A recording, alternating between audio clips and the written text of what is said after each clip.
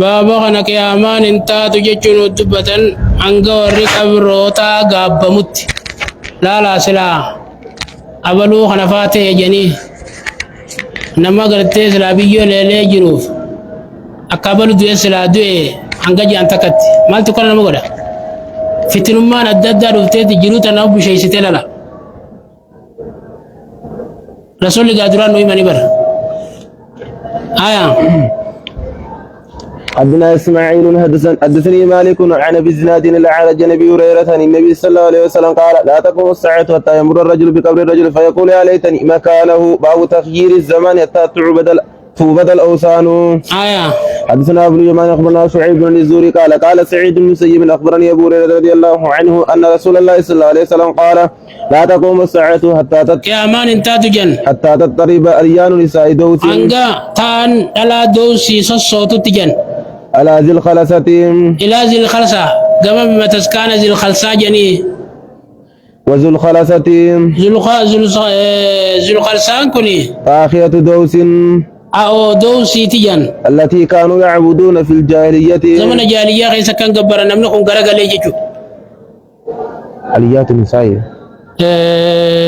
تاجيكو ميلي جيكو آية ديم توتي جيكو ما نمبر أمنا قد يوم يلغانا سوصبر تاعتو كانت دادوتا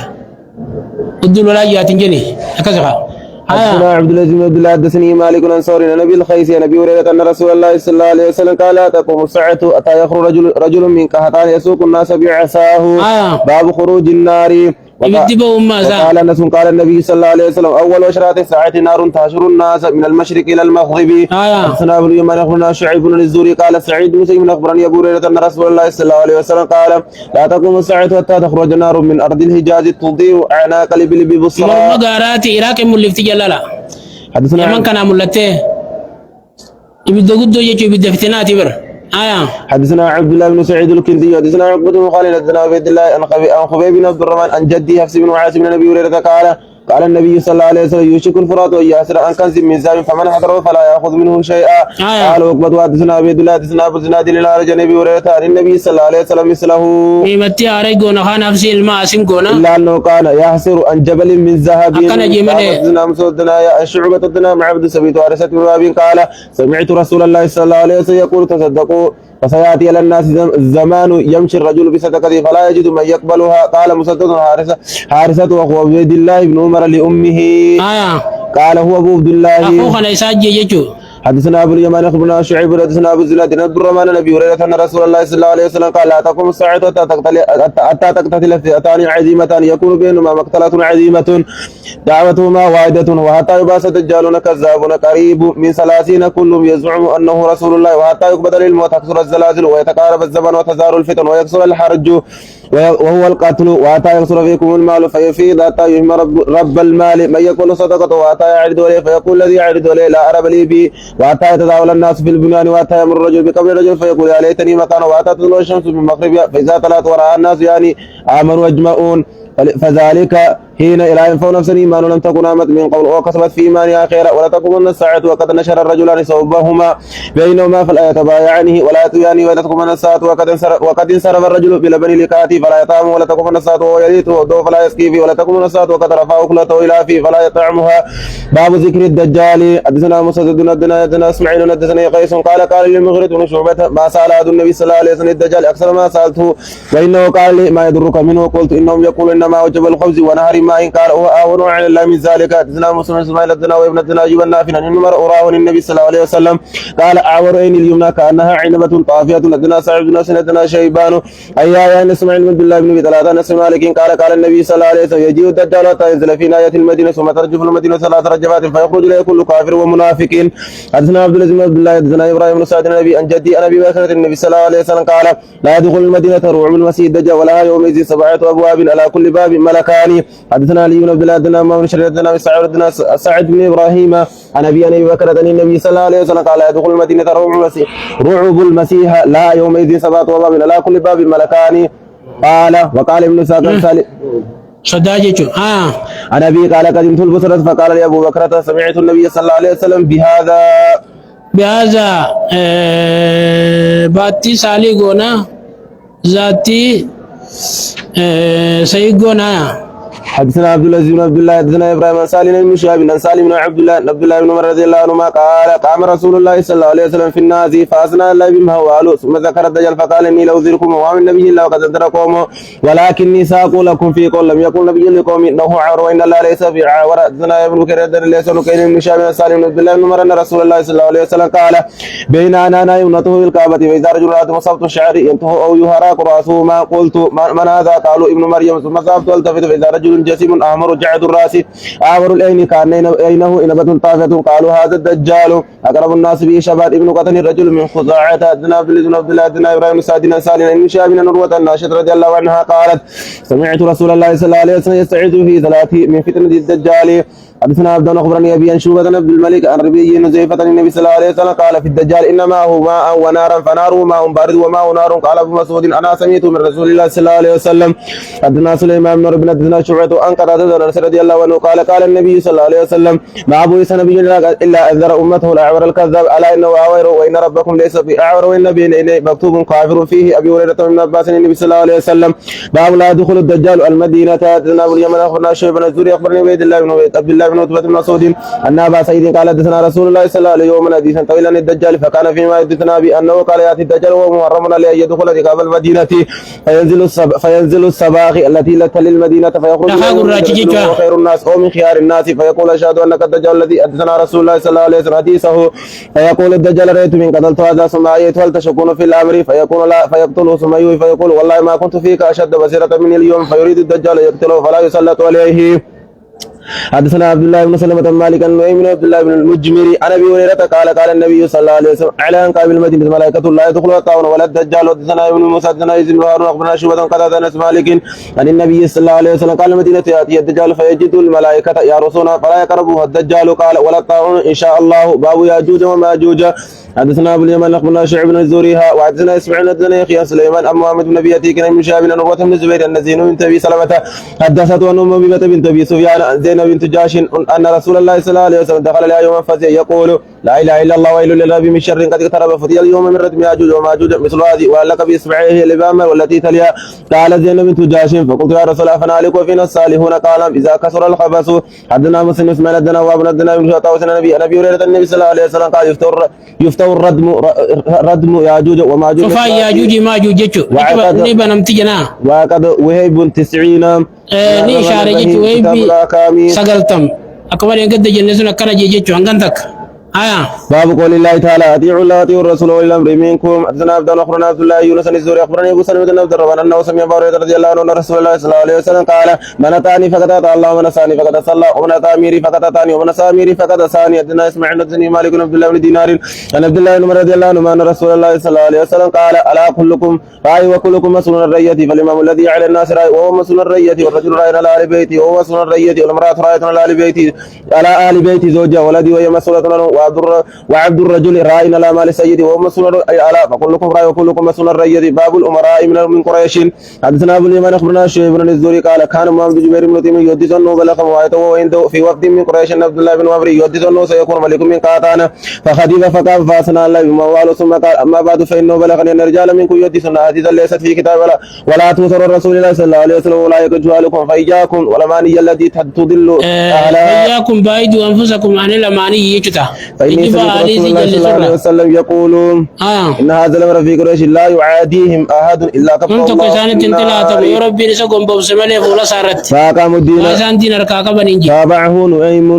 ابو اليمان جل خايا عن ابن مبارك عن مولى الزهري عن ابن جبير السلام بن يونس حدثنا عاصم بن سميت ابي يقول قال ابن عمر قال النبي صلى الله عليه وسلم لا يزال هذا الامر في قريش ما بقي من سنه باب اجر من قضى بالحكمه لقوله تعالى ومن لم يكن ما انزل فاولئك هم الفاسقون. حدثنا هشام بن عباد بن ابراهيم بن حميد بن اسماعيل عن قيس بن عبد الله قال النبي صلى الله عليه وسلم لا تدل فتنه رجل اتاه الله مالا فسلط الله على كثيف لك واخر اتاه الله حكمه فهو يقضي بها ويعلم باب السمع تعدل الامام ما لم تكن معصيه. حدثنا مسدد حدثنا يا ابن سيدنا الشعبة بن التيار بن مالك رضي الله عنه قال النبي صلى الله عليه وسلم اسمه واتي ونصف من عليكم عبد حبشي كان راسه زبيبا. حدثنا سليمان بن بدر ما دون الجعد نبي رجاء عن ابن عباس يرويه قال النبي صلى الله عليه وسلم مر من امير شيء فكره فليوم فانه ليس عدو يفارق الجماعه شبرا فيموت الا مات ميته جاهليه. حدثنا مسدد يا ابن سعيد عن عبد الله حدثني نافع بن عبد الله رضي الله عنه النبي صلى الله عليه وسلم قال السمع والطاعة ولا الأمر المسلم فيما أحب وكره وما لم يمر بمعصية فإذا أمر بمعصية فلا سمع ولا طاعة. حدثنا عمر بن حسين بن قيس حدثنا أبي حدثنا مشهد حدثنا سعد بن عبيد بن عبد الرحمن الذي رضي الله عنه قال بعث النبي صلى الله عليه وسلم سرية وأمر عليهم رجلا من الأنصار وأمر من يطيع فخطب عليه وقال أليس قد أمر النبي صلى الله عليه وسلم تطيعوني؟ قالوا بلى. قال قد أتممت عليكم لما جمعتم حطبا ووقدتم نارا ثم دخلتم فيها فجمعوا وطبا فوقوا إلا جماعتم سرتين كخدجين يقرأ ولك بدمله يبدأ سيف تمله إذا سين تمله فجمعوا وطبا فوقدوا نارا فلما هموا بالدخول فقام ينظر بعضهم إلى بعض قال بعض إنما تبعنا النبي صلى الله عليه وسلم نبي يلا خيانيفو نارا من النار يجرى ديفا في فندخلوا فبينهم بيخسن النار يبدلامته فسكن خطبه فذكر للنبي صلى الله عليه وسلم فقال لو دخلوا ما خرجوا من أبدا يوم التعاطف في المعروف باب لم يسأل لما رطعنه الله عليها. حدثنا الحجاج بن حدثنا جرير بن هازم بن الحسن بن عبد الرحمن بن سمرة قال للنبي صلى الله عليه وسلم يا عبد الرحمن بن سمرة لا تسأل لما رطع فإنك إن أوتيت عن من صلاته وكلت إلى وإن أوتيت عن خير مسألة وكلت وعنت عليها وإذا لم تلا من فريت خير منها فكفر يمينك وات الذي هو خير باب من سأل لما رطع وكل إليها. حدثنا أبو محمد بن عبد الوارث حدثنا يونس الحسن قال حدثني عبد الرحمن بن سمرة قال لي رسول الله صلى الله عليه وسلم يا عبد الرحمن بن سمرة لا تسأل لما رطع فإن أعطيت عن مسألة وكلت إليها وإن أوتيت عن خير مسألة وعنت عليها وإذا لم تلا من فريت خير منها فات الذي هو خير وكفر يمينك باب ما يقرأ من الحرث على العمارة.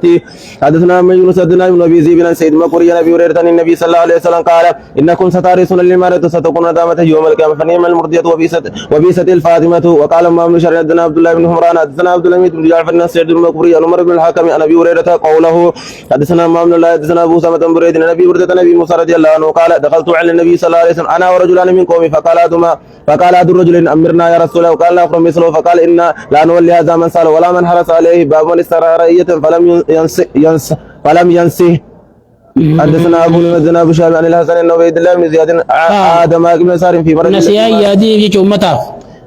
فقال له إني محدثك حديثا سمعته من رسول الله صلى الله عليه وسلم سمعت النبي صلى الله عليه وسلم يقول ما من عبد سرعه الله رعية فلم يوطأ بنسية إلا لم يجد رائحة الجنة. حدثنا إسحاق بن سليمان بن حسين الجعفي قال زائدة ذكر ونشا من الحسن قال أتينا معك من سار نعود فدخلني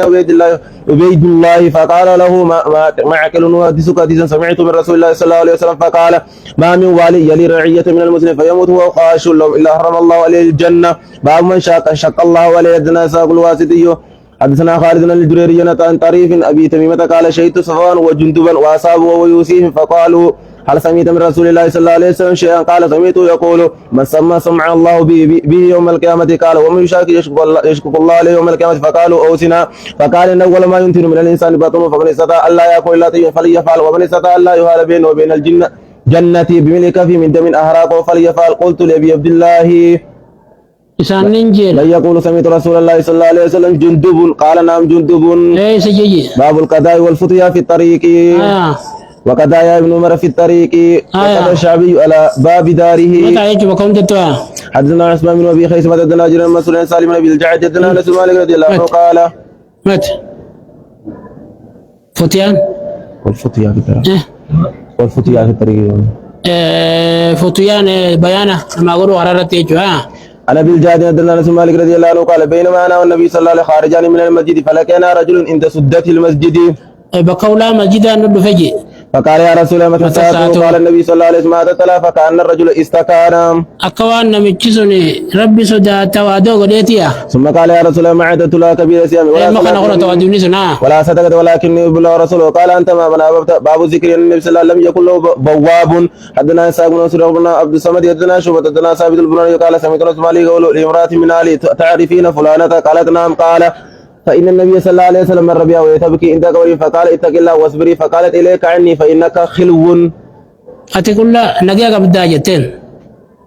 من مصيبتي جدنا لا نجاك بداية سنتو إن يتنافق هذا والتايتين. قال فجاوزها ومدى فمر بها رجل فقال ما قال لك رسول الله صلى الله عليه وسلم ما عرفته. قال إنه لرسول الله صلى الله عليه وسلم. قال فجاءت إلى بابي فلم تجد لي بوابا فقالت يا رسول الله والله ما عرفتك. فقال النبي صلى الله عليه وسلم إن الصبر عند أول صدمة. باب الحاكم يحكم بالقتل نما جيتش أمرتي قدوا على من وجب عليه دون الإمام الذي فوقه. إمام ساوليتي أسيتي أدوتشي نجين إفهم أمرتي تقول حدثنا محمد بن خالد الزهلي حدثنا الانصاري محمد بن عبد الله قال حدثني ابي عن سمامه بن مالك قال ان قيس بن سعد كان يكون بين يدي النبي صلى الله عليه وسلم بمنزله صاحب الشرطه من الامير. إنه يفضل نبي نتجن درجة صاحب ورانات موتيرا كماندر بكجر ورته بكسلا أبيتشي ورته ورانا خكما برانو دولاون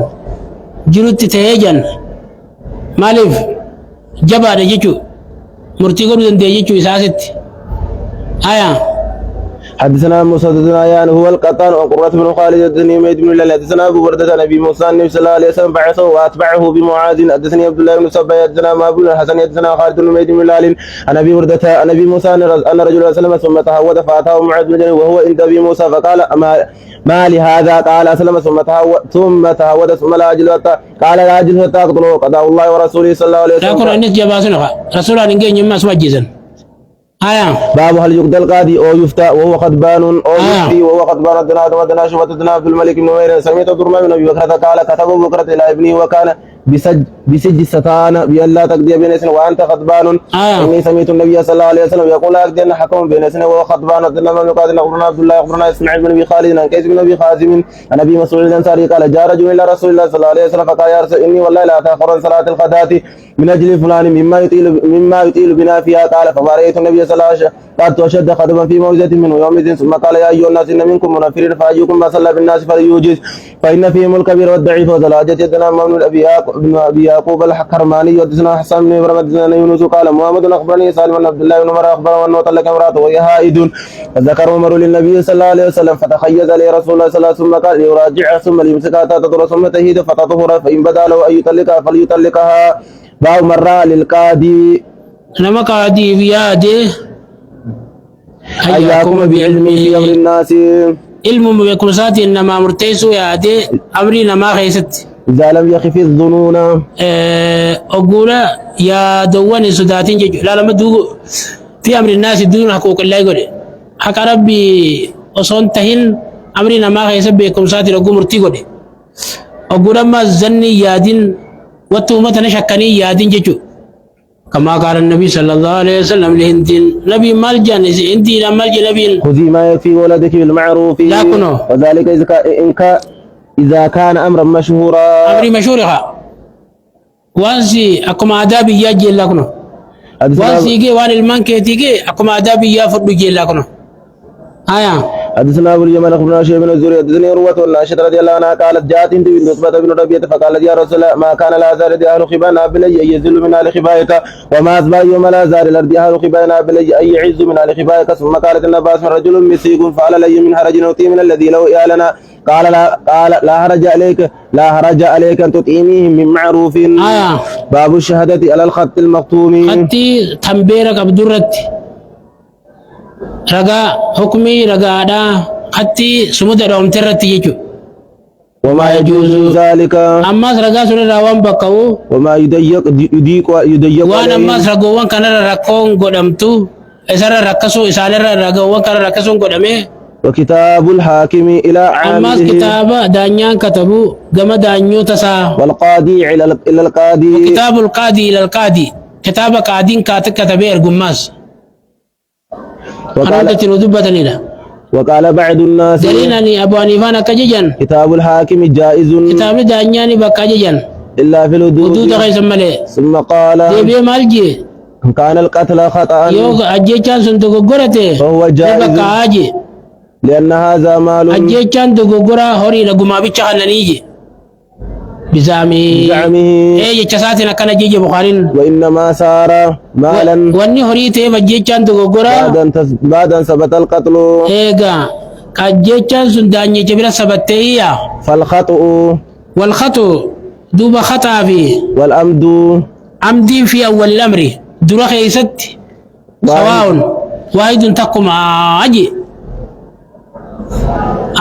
وقد كتب عمر إلى عامله كما دانيا ساني كتبه في الحدود خيست لاكنو وكتب عمر إلى عمر بن عبد العزيز كتبه في سن كسرت الكيجم سمت خيست وقال إبراهيم كتاب القاضي إبراهيم النخيل كتابني قاعدين كتبوا كما قاعدي جائز نبقى عاجي إذا عرف الكتاب وقو خطبي سنبيخ قاعدتي والخاتم سمود سن اللي وبيخي وكان الشعبي شعبي نتيجن يجيز الكتاب المختوم كتابا سمود قدامي خبك كاسسو بما فيه من القاضي ايه وان اسخي سجرا قادير ويروى عن ابن عمر نحوه فقط مشابه خنا وديفمه وقال موعد بن عبد الكريم مال جيجن اني شهدت عبد الملك بن يعلى عبد الملك بن يالان نركي جن قاضي البصرة حتى اني وإياس بن يسلي. ولا سوى عبد الله يسلي. وبلال بن ابي وردة يسلي. الاسلمي وعامر بن ابي وعباد بن مسعود يجيزون كتب القضاة ورقا قادوان كتبا بخير مهدر من الشهود رقوان بردو فمالت فما خطبا فإن قال الذي جي عليهم فإن قال يوجي الذي إن جي عليه سردفون قدمه بالكتاب ورقادان إنه زور تنشب يوجي قيل له إسان جامع إذا فلت ديمي. خرج فرمات برباددو من ذلك هنا خطابة سنة راجنينيا وأول من سأل قال كتاب البخاري القاضي وراجت بخاري نكجي أولين ما قافته ولا كتاب القاضي كتاب قادين كتب الرتي البينة رقا ابن أبي ليلى ابن أبي ليلى وصوار تيبي بن عبد الله إساجي وقال لنا أبو نعيم أبو نعيم الشيخ بخاري تما سكن جيجي حدثنا عبيد الله بن محرز جئت بكتاب من موسى بن أنس آية قاضي البصرة أتني. وأقمت عنده يسبر النين دابجي البينة رقا. أن لي عند فلان كذا وكذا أن أبلو بلا وانا كنا ناجي جيا وهو بالكوفة كوفة تجرني وجئت به القاسم بن عبد الرحمن ستنين دفيني فأجازه أكسب بقى وقرئه يسجي. الحسن وأبو قلابة آية أن يشهد على وصية أخ على كتاب وصية كتاب مسارت حتى يعلم ما أنت فيها واني سيخي سجرا بي خنت لأنه لا يدري لعل فيها جورا دلمي كي سجرا جملا وقد كتب النبي صلى الله عليه وسلم إلى أهل خيبر إما أن تدوا صاحبكم وإما أن توزنوا بأربين جيجيجو وقال الزهري في شهادته آية على المرأة من وراء الستر ساتر دوبايو رقا باته إن عرفتها يو بيته فشهد رقا قولي وإلا فلا تشهد يوان قابلو تنبين مال ارتكا جيجو ملايكو يا رقا ساتر دوبا برمز دوبا رقا باتي يو سيسن تابلو أبلو بيته رقا نقوتا يوخان أمو يمبقوتو جيجو رقا هذا يوكانجي حدثني إمام شريدنا قال سمعت قتادة بن مالك قال لما أراد النبي صلى الله عليه وسلم أن يكتب إلى الروم قالوا إنهم لا يقرؤون الكتاب إلا مكتوبا فاتخذ النبي صلى الله عليه وسلم خاتم من فدة كأن ينظر إلى وبيسه ونكشه محمد رسول الله. أجب الله.